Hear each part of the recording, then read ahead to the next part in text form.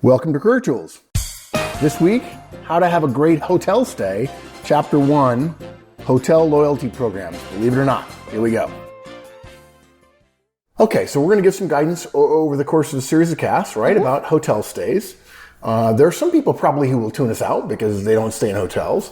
There'll probably be some people who tune us out because they don't stay very often, and that would be a mistake. Yeah, I think a lot of people who stay a lot of times will go, oh, I know that stuff. Absolutely. And we're going to start with the loyalty programs at hotels, which is kind of a soft entry. I think some people are like, well, yeah, I know that. But I think they probably underestimate the value of the loyalty programs. Guys, if you're going to travel and you don't have a preferred airline and a preferred hotel chain, and you don't get points for that, and you miss opportunities to save your family some money on travel, you're crazy. You're absolutely crazy. I travel hundreds of nights a year, and God, the stuff I've learned about hotels. We're going to share a lot of what we know about hotels with you. So, what do we got? Okay, so stay in the same hotel or the same chain every time. No brainer, right? If you can, there's times when you can't, but absolutely that helps you. In some cases, it's better to stay at a middle-of-the-road hotel that you have a great relationship with than an upscale hotel, which might be more pricey and might hypothetically be nicer, but you won't get anything special out of them. And you end up with a less good experience. And they tend to be more of them too, so that helps you. Use the loyalty programs. Right. So sign up for everyone of every hotel you ever stay in, and set your preferences in your profile. This is it. Yeah, I'm amazed by this. The number of people say, "Oh, I'm on American. Mark flies American. I'm on American, and but I wonder why I get this window seat." Oh. Because you didn't put aisle in there. You didn't put aisle in your preferences, dude. And yeah, there are loyalty program preferences for hotels as well. Yeah. Okay, so you're saying basically the same thing we always say about airlines. You're saying the same thing true for hotels. Absolutely. Right? And just to be clear, this is even though the company is saying you're going somewhere, maybe the company has some recommended chains or some specific chains, but other than that, within your leeway. Yeah. Usually there's some kind of there's some kind of choice. So, I mean, sometimes there isn't. Sometimes they've got an agreement with Starwood and you have to stay at a Starwood property. Right. But sometimes you'll be going to a city where there isn't a convenient Starwood, or the prices are very different, or whatever, and you can convince someone to let you stay somewhere else. But it's a very kind of very context-specific recommendation, but within the guidelines you have, stay in the same hotel and or the same chain every time. If you stay in the same hotel every time you go to a specific town, especially if that town has your headquarters or a factory or somewhere you tend to go to once a month, the staff will get to know you, and that helps you a lot when you want something later.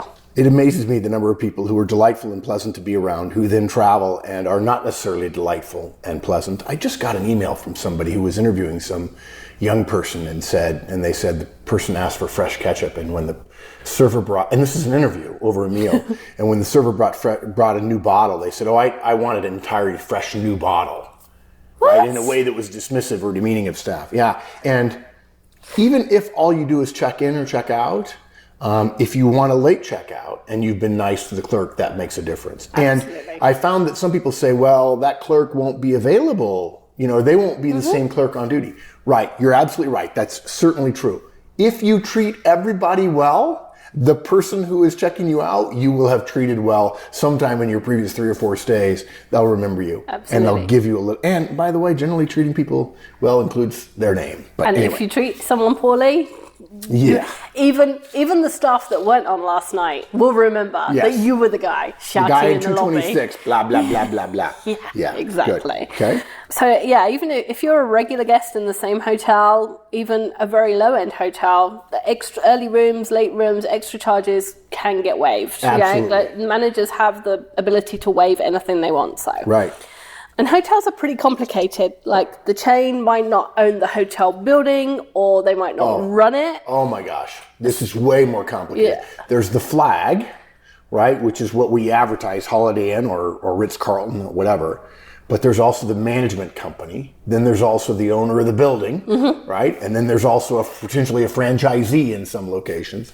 Exactly. And we've tried this before. We tried to get a national or an international relationship with a hotel in terms of doing all of our conferences as a similar hotel chain. And we can't, We've tried several times and we can't get it done because of the complications of ownership. And well, yeah, we'd love to do it, but the owner of that particular property won't help us do it. Yeah. And like the hotel we use in San Jose, where the restaurant is owned by a different company to the hotel, despite the fact they come to your room with the room service. Yes. So even that means that even if you stay at the same chain consistently, they might not have the same facilities in each location.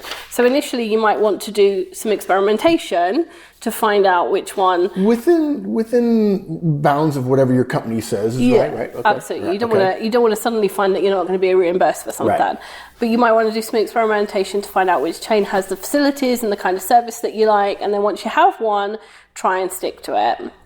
You might not find exactly the same facilities each time, but it's likely to be similar and you're likely to like what it is. Okay, good. So let's go on and talk about the loyalty programs. Okay. So my You're going to upset some people, I know. This sort of broad spread. Well, just sign up for all of them. Yeah.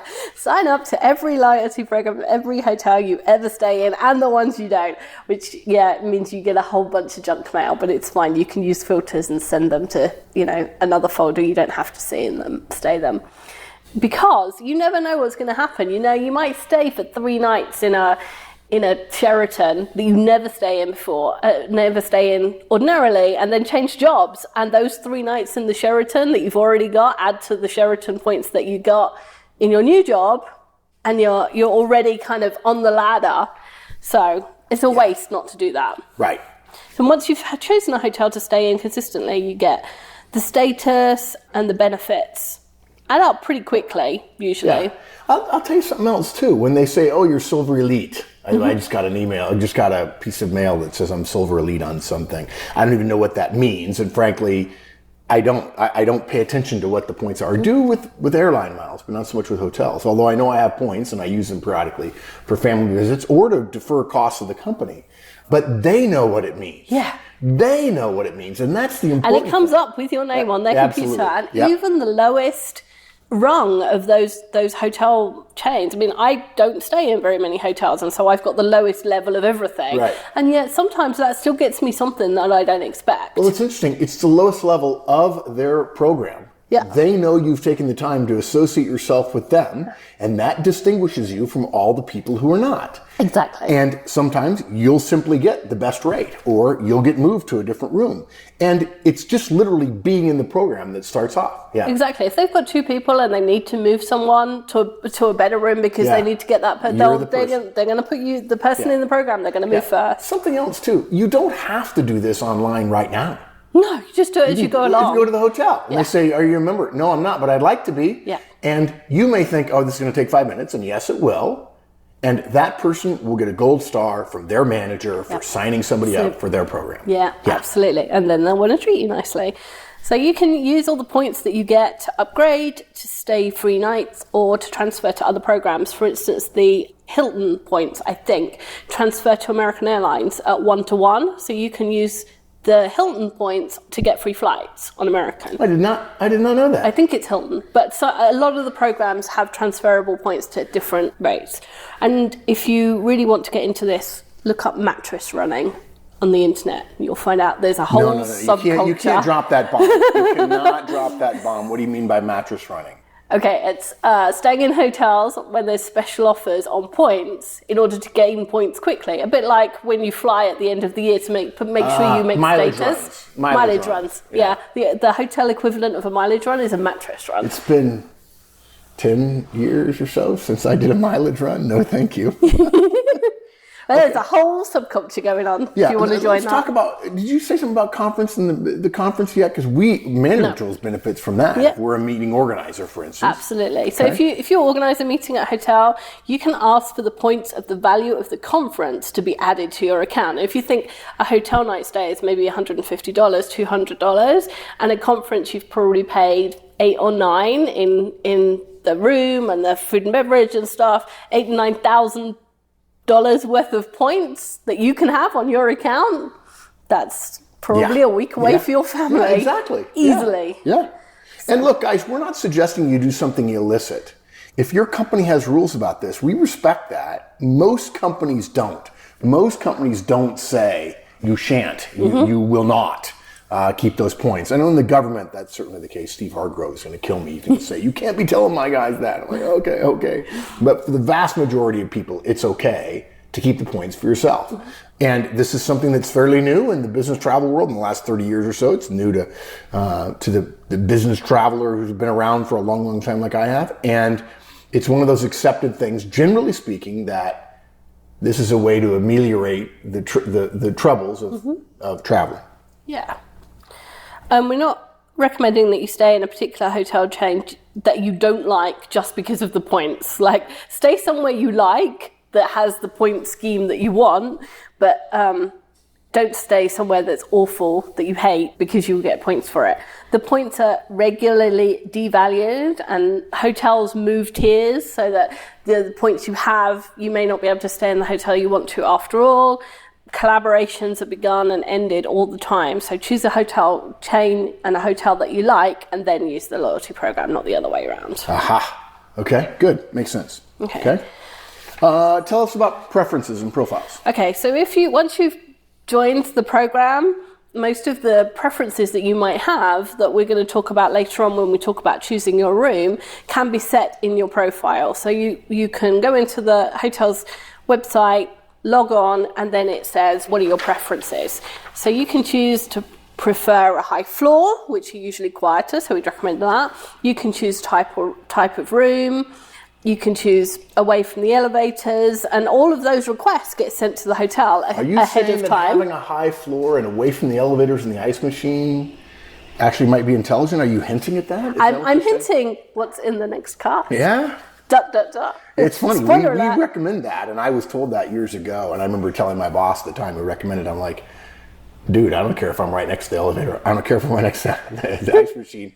When I lay down, I'm asleep. When the alarm goes off, I'm awake. Lucky you. Not all of us are that lucky. Yeah. But all those requests get sent to the hotel ahead of time. Exactly. And they consider them in terms of assigning rooms. Mm-hmm. And when you don't put those requests and those preferences in, you're literally allowing randomness or somebody else's request made before yours because you didn't put them in permanently to determine the quality, the potential quality of your stay. Doesn't make any sense at all. I mentioned something else too.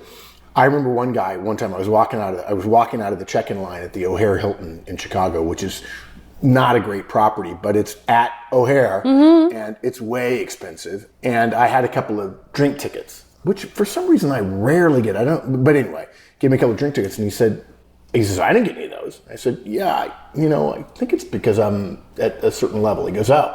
And he immediately understood. And the gal behind the counter said, yes, sir, that's because you're this. You're a Hyatt or a Hilton, whatever. And I didn't use the drink tickets, but nothing wrong with that. Knows? Right? Yeah. A couple of free bottles of water at $4.50 a bottle in some of these hotels. Yeah. And the club rooms on the club floors, and they're in, what do we use? I think they're in Sheraton's. There are a number of club floors, with free breakfast. Yeah. Just to nibble on something as I go down. If you want a snack, they're good. So the other advantage of having all this stuff in your profile prevents you don't have to remember it at midnight when you've been traveling all day and you're really tired and you just want to get to bed. So it's all there for the clerk, and you can just smile, hand over your credit cards and your ID, and he works it all out for you because it's there in front of him. Yeah. Okay. What else? One thing we'd recommend is that you have all of this information sent to a personal email address unless your company specifically forbids it. Because, for a few reasons. One, it'll clutter up your work email, and who wants to be thinking about hotels when you're at work? You should be talking about productive things. Most of us can reach our personal email on our smartphones, so we can find out the loyalty program number on the phone, or we can call someone at home to look at our email if we, for some reason, don't have all of the details with us when we get to the hotel. Often getting to company email is more difficult because of all the firewalls and things. And standing at reception when they say, do you know your number? And you say no, and they say, can I have your address? And you're not sure which one they gave them, and it's just irritating. And of course, a true Career Tools professional would have the loyalty number and the phone number printed on their trip folder, but not everybody does. And of course, if you, for some reason, you leave the company suddenly, you'll want access to that information. And if it's being sent to your home email address already, it's one less thing to think about when you're thinking, I need to get out of the building and I need to have all my contacts and I need my emails and all those kind of things. Yeah. We didn't mention that when we did that cast, but it's a simple enough thing to do. Exactly. Yeah, absolutely. Yeah. And I think that's it. Yeah. Yeah. Shall I do the sum up? Sure. Okay, so stay in the same hotel or the same chain every time, or at least as often as you can. Use the loyalty programs of every hotel you ever stay in, and set your preferences in your profile. Yeah, one thing I will say, probably should have mentioned this earlier. If everybody in your group is staying at X, don't stay at Y else. simply because you're in their preference. Don't do that. Don't do that. That would be nice. But generally speaking, that's kind of a suggested thing. Mm-hmm. And if that's the case, become a member of that company's loyalty program. Absolutely right. Yeah. You know, company travel, people, when you're young, it sounds romantic. Trust me, folks. There's nothing romantic about 4.5 million seat miles. I've never gotten a mile from anything else other than seat miles. And there's got to be some ways to ameliorate the pain of those kind of things. So work the systems, make it easier on yourself, get involved in the loyalty programs. It takes a couple minutes to sign up. And frankly, I know you're busy, but you can do it when you check in, although you'll miss the value of the loyalty program on that particular sign up in terms that particular stay in terms of preferences. And the benefits matter.